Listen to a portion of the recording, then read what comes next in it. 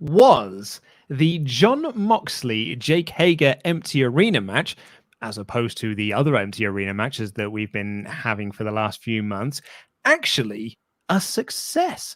I am Luke Owen. This is Chopper Pete Quinnell joining me for the AEW review because Ollie is a tired boy and a very sad boy. And yeah, this is the AEW review. Thanks for joining us. Press the thumbs up button. Give us a subscribe if this is your first time here. Get in your super chats because we'll be getting to those ever so shortly. That's not really a sentence. And you can click this link down here to support WrestleTalk because we'll also be going through those during the show as well. And YouTube don't take their cut. The greedy little bastards. But we are going to be talking about last night's episode of AEW Dynamite, in particular, the main event of the show, the very much hyped Jake Hager versus Jon Moxley AEW Championship match. This was an empty arena, no holds barred match. And they've been building this for the last couple of weeks with some really, really cool vignettes and stuff and promos from Hager and from Moxley. Lots of footage of Hager training and you know, the way that Moxley is preparing for this match. And even throughout this show, they had sort of like these kind of promos to camera that were filmed on people's phones from sort of like MMA experts and wrestling experts giving their thoughts on the match.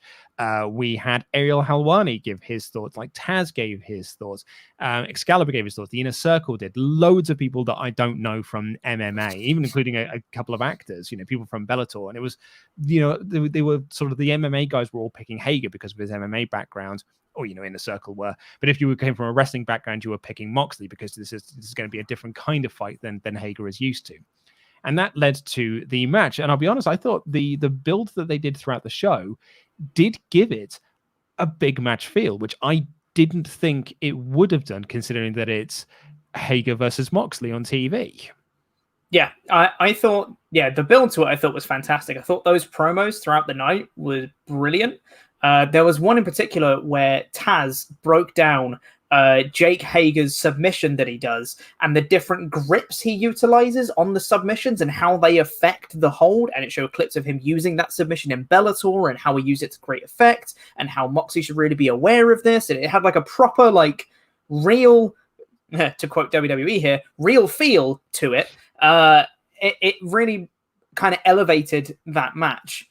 Where I think I'm going to disagree with you, though, is I wasn't a huge fan of the match itself. I thought the build was great. I was really looking forward to it, and I do agree. It felt like a big fight feel, and I really bought into it. But as the match progressed, I was like, this isn't as good as I'd want it to be. And I don't know whether that's because it was the empty arena, so we didn't have those kind of reactions to play off that you've been used to on the rest of the episode from Dynamite when you have the few people surrounding the ring. I think one of the major reasons is probably JR's commentary that really like bogged it down for me. That was one of the major points, I think, for me. Because nothing really felt like big when you didn't have anyone kind of playing it up, because it was just JR by himself doing solo commentary for this main event. And there were several times where I found myself looking at like a really big spot and I was like, oh, that looked like it hurt, kind of thing. Like, Hager would whip Moxley really hard into like a barricade and he'd collapse onto the floor and JR wouldn't even react to it. And then he'd be like, big opportunity for Hager in this match. I'm like, what? React to what's happening, JR. Like, it really just kind of took me out because he didn't really get excited for anything. It really kind of just brought me down a little bit. I was like, come on, man. This is the main event. This is a world title match. Yeah, and if he wasn't saying like, oh, this is a big opportunity for Hager, he'd be like, why are there railings there? There's no fans in attendance. Or like when like Hager grabs the chair and he's like, why are there chairs here? It did feel a bit salty, JR, which we haven't had for a while. I think what really would have improved this match was just sticking with the Shivani and Jericho commentary, because I think those two are working really, really well together. I think they're really helping get a lot of stuff over. And if you didn't want to have Jericho on there because of the, the Moxley thing, Cody would have been a sort of a great color guy to have on there. But I think it's really funny as well, because part of the build to this match was that JR was doing commentary. They were saying that it's not just an empty arena match. It's an empty arena match for the title with JR on commentary. And I agree with you that I do think that the JR stuff wasn't particularly great. I did actually enjoy the match, though. Perhaps this is some semblance of bias shining through, but I thought the opening portion of this, where they were doing the MMA fighting in the ring, which was in sort of Moxley's wheelhouse, then in Hager's wheelhouse, Moxley spilling that to the floor so they can create it into this sort of fight around the building, then getting back into the ring, and then Hager going to Moxley's wheelhouse to use the using the steel chair and things like that. And then Moxley using, he did the sort of paradigm shift into a submission attempt of his own. It almost felt like either guy was sort of like changing up their game to try and beat the other at their own game. And in the end, it was a paradigm shift onto the steel chair, which was in Moxley's wheelhouse to get the win.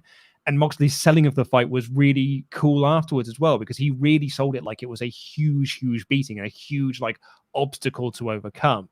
And I think that it's to AEW's credit that they have made Hager feel like a legit threat. Certainly maybe not to the title, because I don't think anyone was going into this thinking Hager was going to win the title, apart from, Errol Helwani maybe. But it did make it feel like he was a threat to Moxley and that he could possibly beat Moxley. So I think that is to AEW's credit in certain aspects there. So I did actually, overall, I really enjoyed it. I don't think it was like particularly spectacular or anything, but I think you could make the argument it's the best North American world title match in 2020. And yeah, I guess. A lot of parameters there, mate. But and the only reason I thought that was like, well, it was better than both the world title matches at Mania. It was, yeah, I guess so. It was better than Goldberg Fiend. Yeah, it was better than Goldberg Fiend. I guess it was better than Fiend Bryan from Royal Rumble. I prefer Fiend Bryan to this, but that's Royal just Rumble, me. or was that Elimination Chamber? That was Royal Rumble, yeah. Yeah. The strap-on match. Yeah. That's right. And then there was obviously Moxley Jericho at Revolution, which probably was the better match. Probably. Okay. So it's the second best world title match in North America in 2020. I mean, I did enjoy this match. I thought it was good. I just didn't think it was as good as it could have been, or as good as maybe it should have been with the hype that it had going into it and the effective build that they did have. I thought there was some really like cool spots in it. There was like Hager using the chair on Moxley's ankle and then immediately getting him into an ankle lock. I was like, that's a great spot. And I was like, oh, that's really cool. But JR was like, here we go. What does that mean, JR? Come on. I'm getting sidetracked here, but I think you're right, and I wonder if that is one of the reasons, because the reason why we kind of came up with this title for the video. Sorry to cut you off there, but it's just it was the I think people are a bit down on this match. All the feedback I've had for this, we put this up on Twitter, was it a success? And all the feedback we had to that was nope. And someone tweeted me today saying that they didn't think the match was good either. They thought it was actually the most boring, a really boring Moxley match. But I wonder if that is, as you say, is part of that. It's the JR thing. I think so. I think that's probably one of the things that brought it down. I think that, combined with having people who react to stuff for the rest of your show, and then having the empty arena match with nothing for the rest of it. And also something that I noticed in the first few minutes of the match, which I thought was odd, is that you could barely hear Moxley and Hager as it is. There was no kind of shouting. There was no like talking to each other. There was no like, even just like when they go for a headlock and they kind of like grunt as they're doing it. It was just nothing. It was just like two people who were like practicing a match. It wasn't like a proper, it didn't feel like it had that sort of intensity that it had at the start. And I really liked it that they were doing the kind of MMA wrestling kind of trying to get the one up with holds thing. I think that's a good story to tell. I just don't think it was executed as well as it could have been, I think. And then on top of that, the JR thing and not having the people react to it. And then it was, I wasn't a huge fan of that spot where he kind of hit the paradigm shift into a submission, simply because I was like, did he hit the paradigm shift? Is it just a submission? Because Hager kind of got straight up from it. And I don't know whether that was supposed to be a no-sell of the paradigm shift, or it was supposed to be like, no, that was just a submission and it wasn't the paradigm shift. I was a bit confused about that. So that's a story they have been telling on TV. which is that Moxley hit him with the paradigm shift, but Hager did get straight back up off of it. So I think they were just sort of like building off from that. Right. And so Moxley, knowing that he might just get straight back off of it, locked in a submission instead to try and ground him down a bit more. Yeah. So I actually really, really like that. I also particularly like the figure 4 around the sort of the guardrail, like the handrail thing as people walking down the steps. I thought that was quite nice as well. Yeah, it was good, apart from Hager selling the wrong knee, but sure. Correct me if I'm wrong. I think he sold the wrong knee, but that's okay. I did enjoy it, and I like that they spilled out to the side and they were using all the barricades, and it felt quite like an intense kind of stiff match, and they were really kind of, going at it, which was great. I don't think it quite lived up to the hype that it had on it, but it was still good. It just wasn't, great, is what I thought. I thought it was a good placeholder world title mini feud. So kind of like before we really find out who Moxley is going to be feuding with heading into Double or Nothing, because I mean, really, we still don't know. I'd be interested to see if it's someone like a Brody Lee, because you got to imagine that like Matt Hardy and Jericho are doing something there. There's, something with the tag titles still with the Inner Circle. There'll be the finals for the TNT title tournament, so that takes people like a Lance Archer, you'd presume out of it. And even if Lance Archer is in the finals for that tournament, he's likely feuding with Cody. Yeah. So, it kind of then sort of opens up like, well, okay, who is this person? Who is going to be going up against Moxley for the title at Double or Nothing? Because while Double or Nothing isn't happening at the MGM Grand anymore, it is still going ahead just in an empty arena. Yeah. So, it'd be curious. I'm curious to see, like, starting next week now, who Moxley's title contender is going to be. And they have not all that many people to choose from. I'm sure they had, best laid plans, but I'm curious to see, out of the people that they've got, I'm curious to see who's going to step up to Moxley now. Yeah. I mean, if I was to put some cards down on the table and make some predictions, I do wonder if the plan would have been, and maybe they'll still go ahead with this, is Brody Lee, because the Dark Order are the number one. They're ranked number one in the tag tag rankings as well. So you could have the Dark Order going after the tag titles and Brody Lee going after the world title. So there could be something around that, but I guess we'll find out next week. Let's dive into your super chats on this topic. Rory the Right says, JR questioning barriers and shares was a nod to Meltzer's tweets about barriers, wasn't it?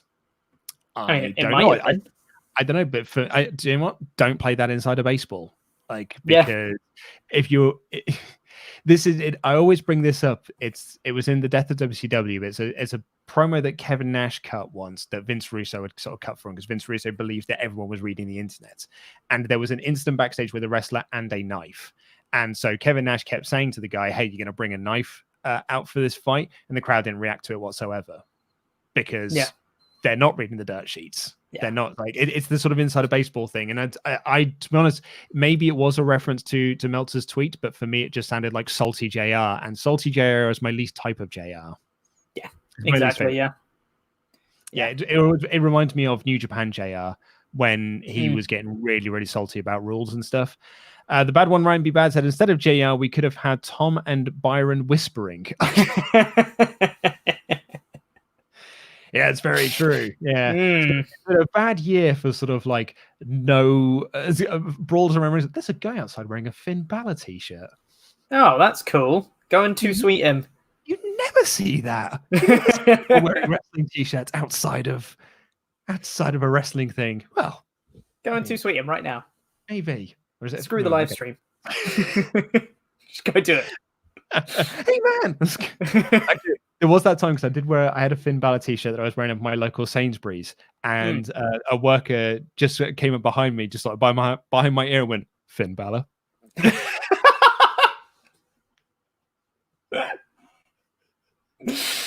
Crap, my pants. That's amazing. Matthew McFadden, this is based on your taste, but for me, with the lack of crowd and only one commentator, the match was a bore fest, slow start and never picked up. And that's kind of, the sort of the reactions that I have seen online, which is why I was quite curious to sort of pose the question and see what other people did think of it, and see what you thought of it. I do feel like I might be in the minority that enjoyed this match, but that's fair enough. It's certainly to each their own. And Canamil Probably said, because work, I had my eyes off screen for most of the match. Usually commentary can tell me when to look up again, but JR never did. Yeah, that was the impression I got, was just you never know when the big spots were, because he didn't react to anything. Nothing was big in the match, which is a shame, because there was some really nice big spots. And lastly, from the AdNap2, who said for potentially better world title matches in North America, Tessa Blanchard versus Sami Callihan from Impact Wrestling, which was good. You know, it was good. It wasn't. Do you know what? That match was not as good as I wanted it to be.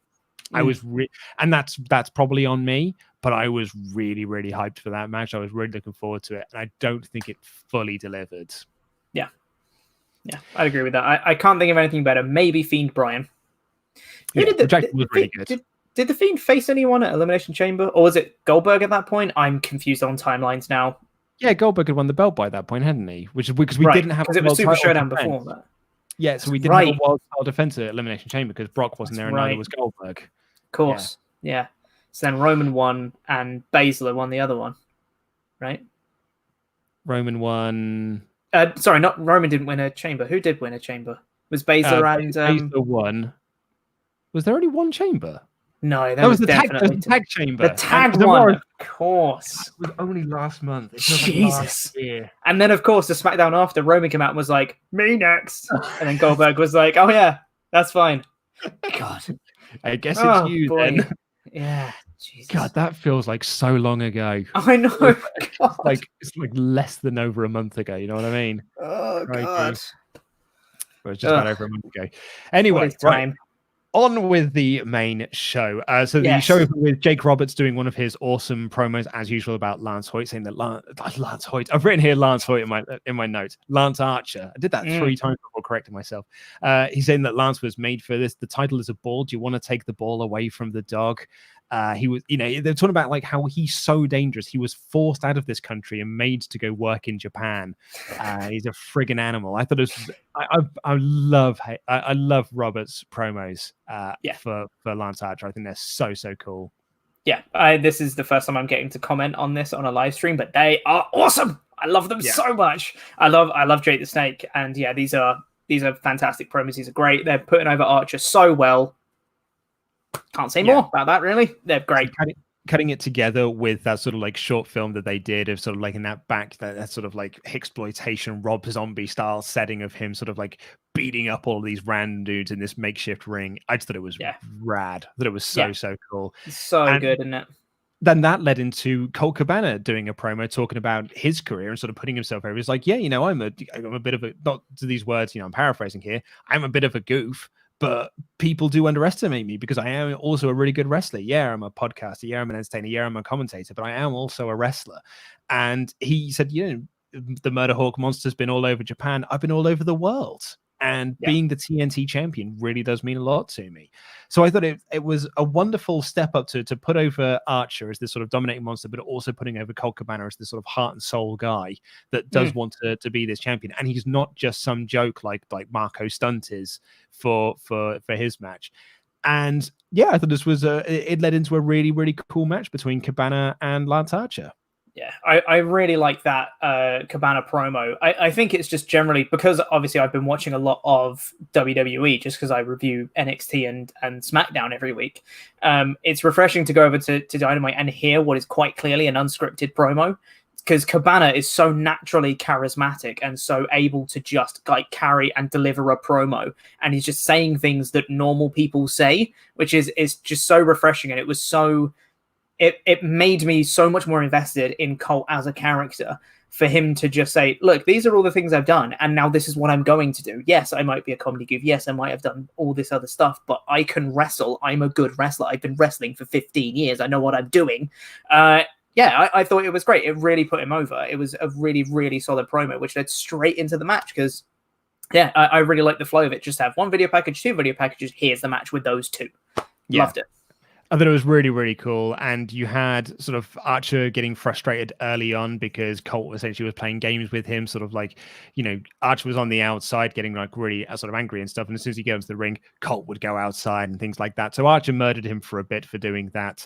We got an ad break during this before Colt started making his comeback, but Archer catches him with a pounce out of nowhere, the chokeslam and the blackout for the win. So good big win for Lance Archer. Mm-hmm. I think a lot of people are starting, presumably we were talking about this last week. Oh no, I've just seen in the chat that Howard Finkel's passed away. What? No. Oh man, I just looked up for just a brief moment there. No way. Oh man, sorry if we are sort of like slightly derailing this chat, but I just want to say so many people have said it. I hope this is not just the chat being trolls. No, WWE have tweeted themselves. Oh man, Jesus, god dang it, that one sucks. Oh man, at the age of 69 as 69, man. Oh, that's no age. Oh man, that like he is sort of he's the voice of wrestling for me. He is my announcer, like the and no, yeah, is like whenever no matter who does it afterwards, no matter who tries to attempt Fink, no one will ever be as good at doing that as Fink was. Yeah, I've literally just went on the WWE.com article about it, and they've literally said like his distinctive calls, and especially the and new world champion. Yeah, they've commented on that themselves. And I think it's WrestleMania X7. One of my favorite Fink calls, because there's quite a lot of sass around it, is when the match, I think it's the world title match between Rock and Austin. Someone can correct me on this one because I think it's this match, gets announced as no disqualification. And he's like, and there will be no disqualifications. JR, since when? That's great. That sucks. And this year, that's really sad. This year can do one. Yeah. Right. But yeah, Archer won. Archer won. Archer won. I thought it was a good match. Yeah, I thought it was really good. Archer looked great. Looking forward to the next round, whoever Archer has to face.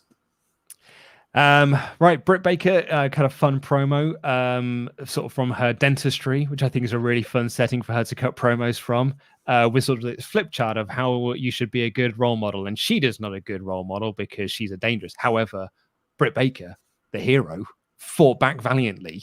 Mm-hmm. You should always fight fair. Yeah, and it was like, and really, who's the true winner? I did think there was going to be more rules than one, because she was like, rule number 1, fight fair. There was never a rule number 2. It's an ongoing thing, man, because probably. What's great about this, and what I particularly love about this, is she then contradicts herself in her match, because she fights fair, but she wins by smashing someone's teeth against the ring, which isn't really fighting fair. Excellent heel shenanigans. It's very good. Yeah, really liked it. Simple heel stuff, but I quite enjoyed that. But yeah, it was Britt Baker versus Cassandra Gold. Hikaru Shida was at ringside. Baker just sort of super kicked her right at the start, posed with her for a little bit, stomped her in the teeth, and won. I thought it made Baker look awesome. Yeah, it was literally like 30 seconds. And after that super kick, she literally went to the outside in the apron, just started posing next to Cassandra Gold, being like, oh, aren't I great? I'm amazing. And then got back in the ring and stomped on the back of her head. Yeah, no, it was really good. Really good look for Britt Baker. Liked it. I tell you what else was great was the Bubbly Bunch. The Inner Circle effectively doing this was the Inner Circle doing an episode of Being the Elite, where they were just all FaceTiming each other and cutting promos on various members of the Elite. My favorite moments were Hager saying he was going to kick the S out of Jon Moxley, and his kids put their hands over his ears. Yeah. And Jericho making a fried egg and badly pouring orange juice. Why? Why is any of this happening? And then at the end of it says, hold on, my sister's on the phone. Victor says, like, I still don't have any toilet paper. This was so weird. So weird. I didn't know why any of it was happening. I couldn't stop laughing, but I wasn't sure why. I can't tell you what about this was funny, but it just was, okay? And there was random bits where Jericho was talking, and then it just cut to some dogs, and then it cut back to him again. I think Ortiz was talking, and it cut to some like dolls that he had, dolls, like plushie Grinch. dolls things, and it cut back to him again. I was like, what are these cuts? Why? What's happening? I'm so confused. It was so weird, but I think I liked it. Yeah, I think I enjoyed it too. I'm going to very much preface that with I think I liked it. Yeah, because they are goofy. They are goofy heels, so them acting like goofy heels sort of it totally works in their characters. And I thought Jericho in particular was very, very funny, particularly when he spilled the orange juice and it cuts back to the other shot and he's not spilled any orange juice. I'm like, come on, Chris, mate, continuity. Let it be known as well that Chris Jericho fries eggs with metal spatulas in a non-stick pan. Come on, Jericho. I was going to say, that had to be on purpose, right? That Yeah, had to rise up people like, come on, Chris. Speaking of the Inner Circle, Sammy Guevara was up next against Shug D. A.K.A. Pineapple Pete, supposedly. Yeah. Shug D, my boy. We got a photo of him on the set, and he once saw that and was very, very thrilled. Nice. So yeah, good lad. He was great at the Progress show. I saw him out last year as well.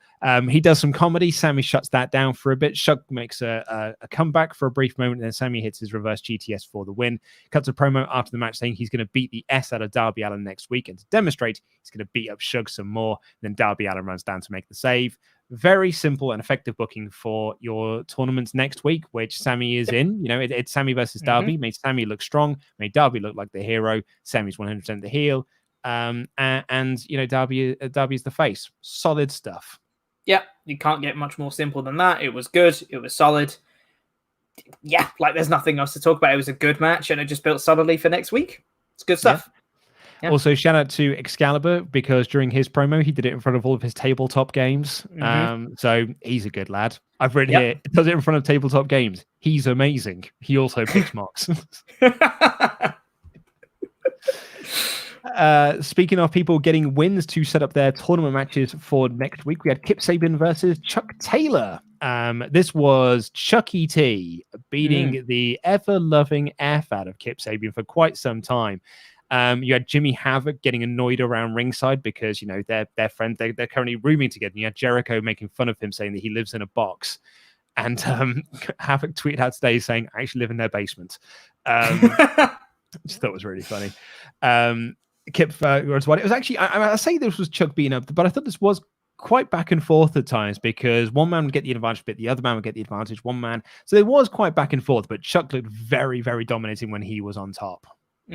Yeah, that's very true. Yeah, it did feel pretty one-sided, even if Kip Sabin got some of the offense every now and then. It did feel pretty Chuck Taylor heavy. But you had Orange Cassidy and Penelope Ford on the at ringside as well. Yes. And they played into the match as well. There was quite a funny bit where Penelope Ford got up on the apron and started taking her top off to try and allure Chucky T, and then immediately after, Orange Cassidy gets up on the rope and takes his jacket off to try and allure Kip Sabin, which I thought was really, really funny. That was funny. Yeah, but then Havoc killed him for it. Havoc sort of like absolutely wiped out Orange Cassidy on the outside, which distracts the referee enough so for Penelope Ford to hit her Hurricane Rana onto Chuck Taylor, and Kip rolled him up for the win. So that is, you know, I guess we got Jimmy Havoc and Kip Sabin with Penelope Ford as a bit of a unit now, which I'm all for, because I think if there's one thing that Jimmy has needed in AEW is a direction. And, you know, it's a shame that nothing ever really came off of the Cracker Barrel clash that he had All Out last year, which for my money was one of the best matches of 2019. It was so wonderfully fun. And they love to have fun. And so, yeah, I thought this was some good stuff. I'm quite excited to see what they do as sort of like a little triangle unit. And they announced later on in the show that it's going to be Jimmy Havoc versus Orange Cassidy next week on TV, which I am all in for. I'm so in for that. That's going to be great. They said that was Orange Cassidy's singles AEW debut. Dynamite debut. Dynamite debut, right? I was gonna say, I'm pretty sure he's had a singles match. He had that one against Pac, didn't he? But that was on that was on pay-per-view. Pay-per-view. Yeah, You see, it's that little loophole. Of course, yeah. But yeah, that should be really, really good. Longest running episodic weekly television show about professional wrestling. It's it's how you get around these things. Exactly, yeah. Sean Spears, after his loss to Cody last week, it's a bit of a video package here showing him beating Billy Gunn on Dark, and then he quite quickly beat up Justin Law. Although this was quite funny, really, because like Spears is in the ring, very much laughing at this competition in front of him. You know, he's not even taking off his t-shirt, and he's like, "Come on, try and roll me up, And then this guy doesn't get to near fall. So I'm like, yeah. I really like that though, because he was being super cocky about it, and as soon as he nearly rolled him up, he was like, "Oh, now I'm going to kill you." And then he just went to town and just absolutely murdered this poor lad. And yeah, they just hit the C4 for the win. It was great. Yeah, really liked it. Good stuff. And then announced next week we've got Kip Sabin versus Dustin and Sammy versus Darby in the TNT tournament. Jimmy Havoc versus Orange Cassidy. Brody Lee and Kenny Omega will be in action, though not together. So it's quite a stacked week next week. Totally. I imagined that AEW are probably going to be looking to. They're going to think they're on to pick up the win in the ratings this week because they were heavily promoting a world title match with Moxley, so I would have thought they'd be looking to do quite well in the ratings this week. And overall, I thought it was a pretty good show. I've thoroughly enjoyed the hour that came before because it was, a lot of sort of like smaller matches to lead up into the big main event. It was a very simply put together show. Thought all the stories they told were very, very good, and they're all building into next week. And, this is certainly the benefit of pre-taping a lot of stuff because AEW have taped all the way up until Double or Nothing. So that's like, almost the end of May. So they have got like 2 months worth of material in the can that they're now just sort of cycling through. And I thought it was a solid show. Yeah, I thought it was pretty good. I liked a lot of the build for the coming weeks. A lot of the build for the tournament was great. Like I said, I thought the main event was good, but it didn't quite live up to the hype that it should have potentially. And as someone who's actually watched AEW and NXT, I can say that I think I preferred NXT this week, simply because that might just be because I watch NXT all the time and I'm more, invested in those storylines and stuff. Don't know if you saw what happened on NXT. It's a couple of really big debuts on that show. Good God, they were big debuts. And they had we won't say them here because no, absolutely not. Absolutely not. And they had a great match between Swerve and Tozawa that was in the interim cruiserweight tournament match, which was awesome. So yeah, there was possibly more stuff that I'm just more invested in. It might just be me being, biased towards NXT. But I do think that some of the big stuff on the show felt big, and it was some really solid like undercard wrestling. Whereas I thought like this show was just constantly like really good.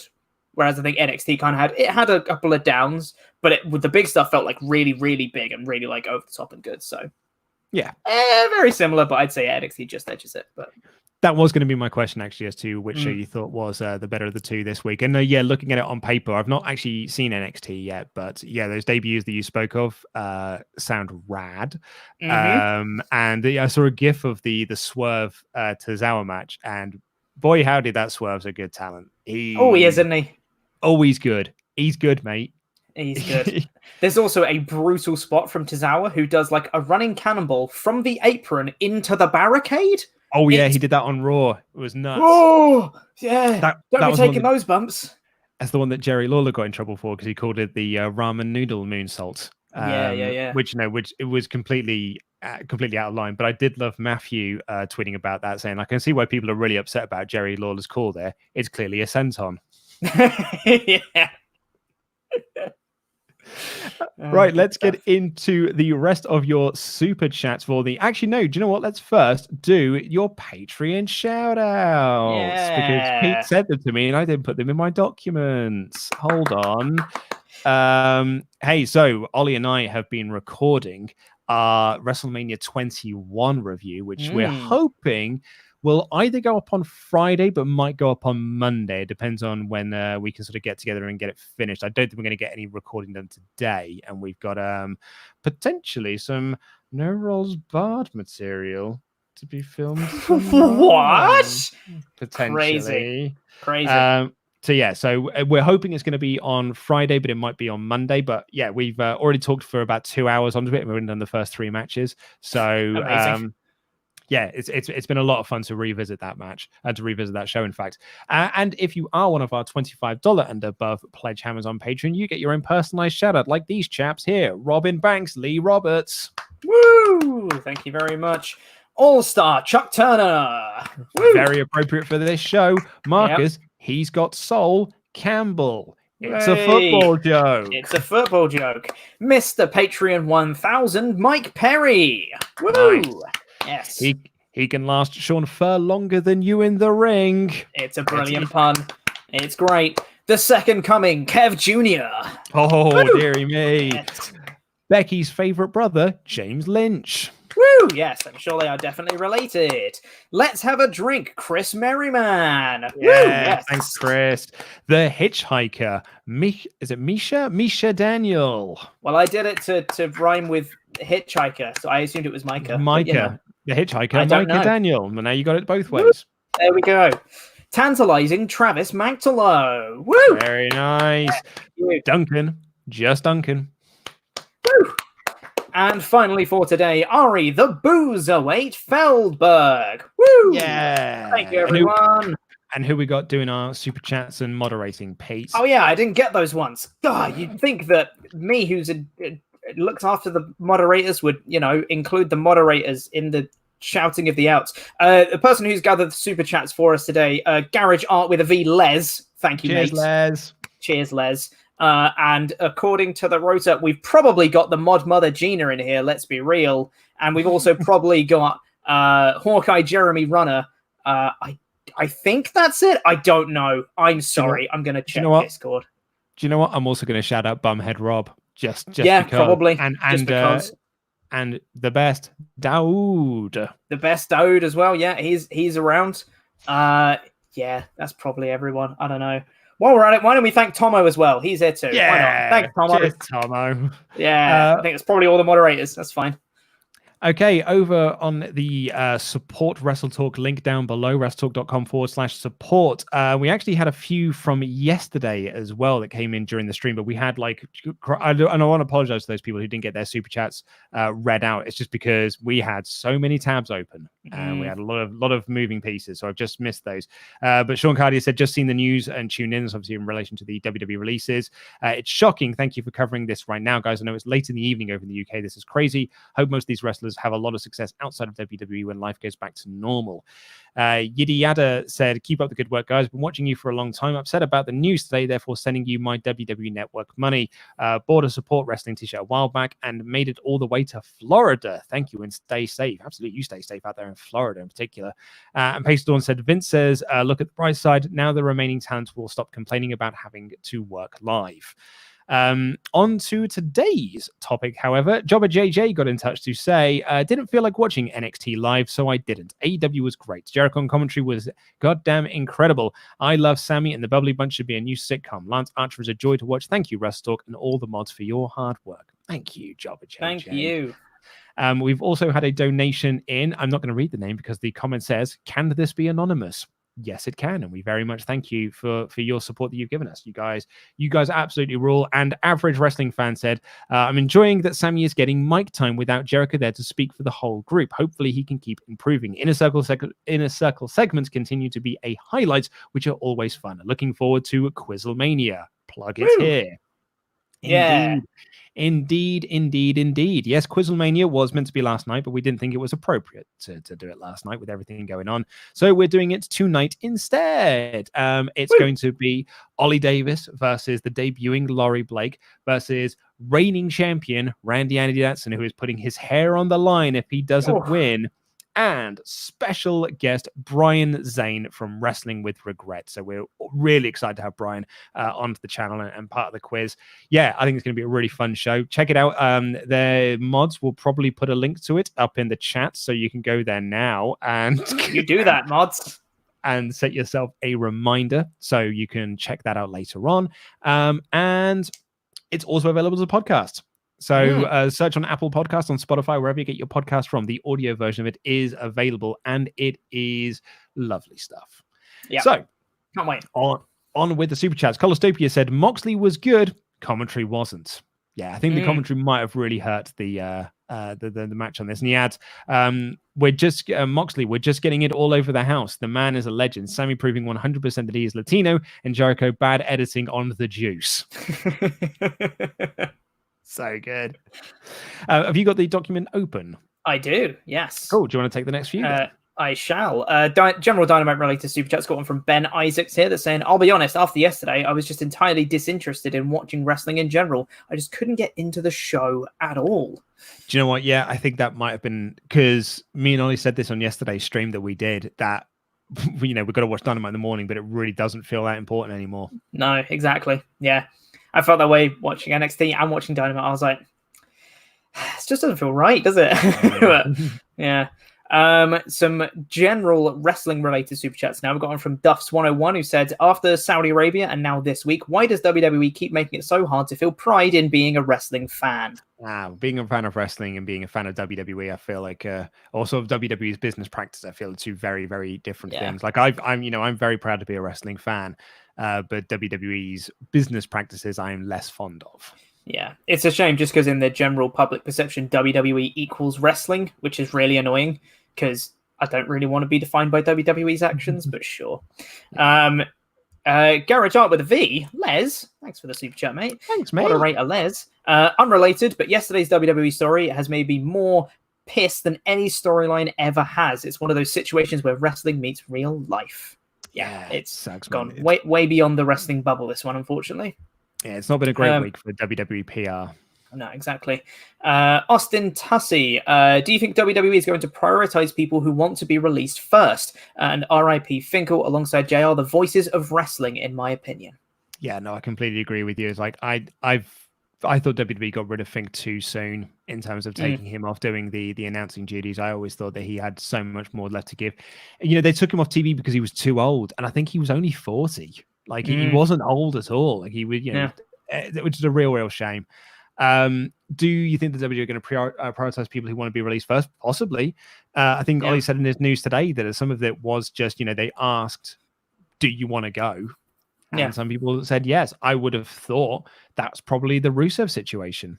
Yeah. They probably said, do you want to go? I'm almost wondering whether it's the Rowan situation. Because didn't Harper on Talk Is Jericho kind of like almost accidentally say something about Rowan and then said, oh, no, I better not. Oh, I'm not sure about that, actually. I'm pretty sure there's something around that. So, maybe that's in that sort of situation as well, though. That, Rowan wanted to go. Yeah, it's totally possible. Yeah. Stephen Core says RIP to the Fink. Absolutely. Indeed. And WrestleTalk related super chats. Gazatola of Rock and Roller said, I'm now in isolation, so taking a page from Henry Cavill's book and painting Warhammer and having a lovely bit of cup of tea whilst enjoying WrestleTalk. Thumbs up emoji. Thumbs up to you as well. Fun with you painting Warhammer figures, Gaz. Yeah. We were having a conversation yesterday about whether we're going to set up almost like some digital Warhammer matches, particularly on 40k, because 40k is the best of the Warhammer franchises. Don't at me. Never got into Warhammer. I felt very left out of that conversation. Well, I mean, I say the Warhammer 40k is the best one. We all know it's really Necromunda, but again, don't at me, fellas. Yep. I know exactly what you're talking about. Last couple here, we've got DC Carter had a super chat with no message. Thank you for that. A last minute super chat from James Handley that said Britt Baker should start saying hashtag role model. I think it would make her role model thing even funnier because there's nothing more douchey than saying the word hashtag in conversation. Hashtag I agree. Hashtag real talk. I think that is going to do it for today. I'm just waiting for Streamlabs to refresh just in case there's any that have come in on there, but we may be bringing this to a close, and we are going to bring it to a close. Thank you all so much for joining us. Let's all have a little moment to ourselves once the stream is finished to think of Fink and his family. Our thoughts go out to his family in this time. Really sucks. Loved the Fink. But yeah, no, thank you all so much for watching. Do click the videos that have appeared on the screen to catch up with more WrestleTalk things, including the live stream that we did yesterday. There's a 2-hour-long live stream, and I cannot recommend enough you go and watch Ollie Davis's video that he put out today about the WWE firings. It's really, really great work by him. So go watch that. Go send him an email. Go send him a message with your support for that, because it was really, really good work. I have been Luke Owen. This has been Chopper Peak Now, and that was wrestling.